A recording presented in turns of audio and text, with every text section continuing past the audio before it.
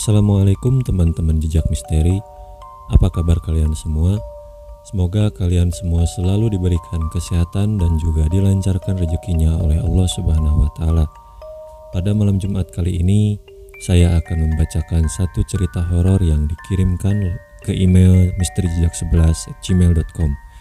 Sebelum kita mulai ceritanya, bagi teman-teman yang baru bergabung di channel Jejak Misteri, silahkan di subscribe dulu channel Jejak Misterinya dan jangan lupa klik juga tanda loncengnya agar kalian gak ketinggalan cerita-cerita horor selanjutnya. Baik teman-teman Jejak Misteri, silahkan ambil posisi senyaman mungkin, pasang earphone-mu, saatnya kita mulai ceritanya. Kejadian ini terjadi pada tahun 1987 di daerah Babakan, Ciparai, Bandung. Pada saat itu keadaan di kampung masih sangat sepi dan jarang sekali pemukiman, tidak seperti sekarang. Dan cerita horor ini dialami oleh seorang pemuda yang bernama Dani dan beberapa orang lainnya. Hari itu adalah hari Kamis, tanggal 15 Oktober 1987. Siang itu selepas zuhur, Dani beristirahat merebahkan badannya. Dia bermaksud untuk tidur, karena nanti malam dia kebagian jadwal ronda bersama 3 orang warga lainnya. Dani beristirahat sambil mendengarkan lagu-lagu lawas lewat radio, sampai akhirnya ia pun tertidur.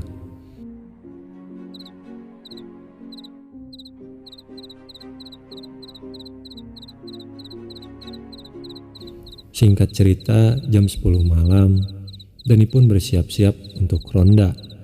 Dia menyiapkan senter dan juga membawa kartu remi, supaya Dani dan kawan-kawan yang lainnya tidak merasa jenuh saat jaga ronda. Setibanya Dani di pos ronda, ternyata ketiga warga lainnya sudah hadir terlebih dahulu. Mereka adalah Aris, Yudi, dan juga Agus. Seperti biasa, kalau semuanya sudah kumpul di pos ronda dan belum waktunya untuk pengontrolan, mereka pun menghabiskan waktu dengan bermain kartu remi. Saat sedang asik bermain kartu, tiba-tiba datang Pak RW yang mengontrol ke pos ronda. "Waduh, kalian kok masih pada main kartu sih?" Pak RW, bentar lagi lah Pak, nanggung nih. Dan ini tuh udah jam 12, udah waktunya pengontrolan. Waduh, udah jam 12? Iya, udah jam 12. Nih udaranya juga udah dingin begini. Ya udah kalau begitu Pak RW, kami mau ngontrol dulu. Ya silahkan, biar saya dan Pak RT yang gantian jaga di pos.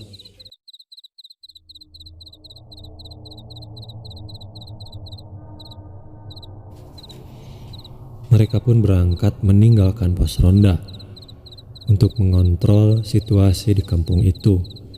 Karena wilayah kampung tersebut lumayan luas, jadi pengontrolan pun cukup melelahkan.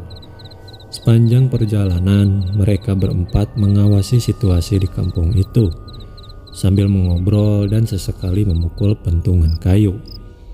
Namun ada yang berbeda dengan malam itu. Dani merasakan malam itu terasa aneh, sunyi sekali dan terasa menakutkan. Ditambah lagi, pada saat itu, Dani dan yang lainnya tiba di area pemakaman umum. Suasana hening disertai angin yang menerpa pohon bambu yang ada di pemakaman itu, menimbulkan suara yang membuat nyali agak ciut. Suasananya kok sepi banget ya? Lumayan serem juga nih. Pasti Dan, ini kan malam Jumat, Kliwon lagi. Waduh, ternyata ini malam Jumat. Malam Minggu, ya iyalah malam Jumat. Lu sampai lupa sama hari Dan, bangetan. Udahlah, jangan diterusin, kontrol ke daerah sana. Mending kita pulang lagi aja ke pos. Ya elah Dan, mau malam Jumat mau malam Minggu tetap aja kalau jam segini pasti udah sepi. Dani merasa takut untuk terus melanjutkan perjalanan, sebab harus melewati area pemakaman yang suasananya lumayan mencekam. Karena yang lainnya sepakat untuk meneruskan pengontrolan, mau tidak mau Dani pun harus ikut. Mereka pun sudah sampai di area pemakaman. Jalan yang mereka lalui semakin gelap. Yudi pun menyalakan lampu senter yang ia bawa. Ketika mereka berjalan baru beberapa langkah, tiba-tiba mereka semua berhenti. Sebab mereka melihat ada sebatang pohon bambu yang melengkung ke arah jalan. Suasana pun semakin mencekam ketika ada angin yang meniup pohon bambu tersebut. Pada saat mereka fokus ke arah pohon bambu yang melengkung ke jalan, tiba-tiba mereka melihat ada sosok putih berada di atas pohon bambu tersebut. Dani pun memaksa untuk segera kembali ke pos. Namun yang lainnya masih penasaran dengan sosok berwarna putih itu. Karena penasaran, Agus pun mengambil batu dan melemparkannya ke arah bayangan putih itu. Lemparan Agus itu tepat mengenai bayangan itu. Tapi setelah dilempar, kini bayangan itu bergerak menghadap ke arah mereka berempat. Dan yang membuat mereka semua ketakutan ketika mereka mendengar suara. Ternyata sosok bayangan putih itu adalah kuntilanak. Kali ini kuntilanak itu melayang ke bawah dan menghampiri mereka. Dani merasa seluruh badannya menjadi lemas karena baru kali ini ia melihat sosok yang disebut sebagai kuntilanak. Ketakutan Dani semakin memuncak ketika ia melihat ke sekitar. Ternyata teman-temannya sudah kabur terlebih dahulu. Dani pun segera membalikan badannya untuk lari. Namun anehnya, badan Dani saat itu terasa berat untuk digerakkan. Dani mendengar suara tawa kuntilanak itu semakin mendekat ke arahnya. Dengan susah payah, Dani pun membaca doa dan ayat-ayat Al-Quran yang ia hafal. Berkat faedah dari ayat tersebut, akhirnya tubuh Dani bisa digerakkan kembali dan lari sekencang-kencangnya meninggalkan tempat itu dan pulang menuju rumahnya.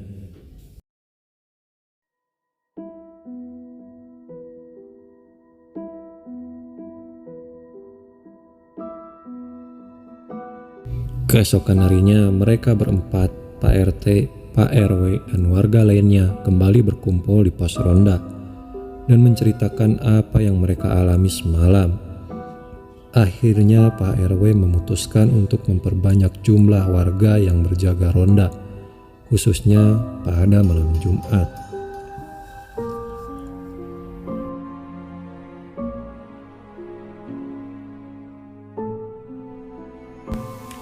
Oke teman-teman, itu dia tadi ceritanya sudah saya bacain.